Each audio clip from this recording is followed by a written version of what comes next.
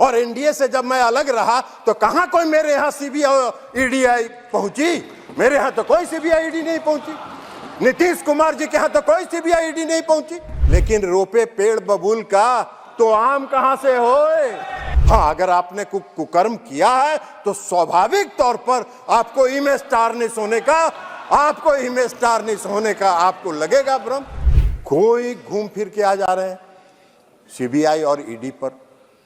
अरे भाई, CBI ED पर बाहर जितना बोलता है बोलिए, लेकिन आप एक बात बताइए, मैं भी 1.5 साल तक एनडीए से अलग रहा, और एनडीए से जब मैं अलग रहा तो कहां कोई मेरे यहां सीबीआई ईडी पहुंची? मेरे यहां तो कोई सीबीआई ईडी नहीं पहुंची।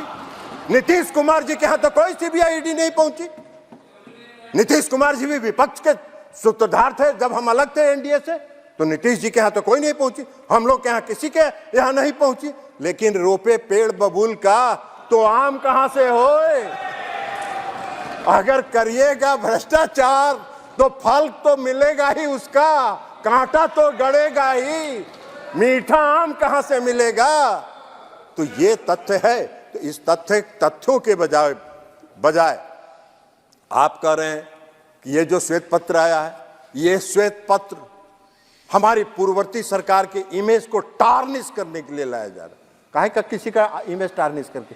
जो तथ्य है, जो सही है, जो आंकड़े हैं, वो सदन के सामने और इस देश के सामने रखा गया है। तो इमेज इसमें कहां टार्निश हो रहा है? हाँ, अगर आपने कुकर्म किया है तो स्वाभाविक तौर पर आपको इमेज टार्निश होने का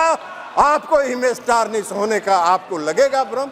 आप उसके भ्रम के शिकार हैं। लेकिन अगर आप भ्रम हैं तो उसका क्या किया जाएगा? तो इसलिए अध्यक्ष महोदय,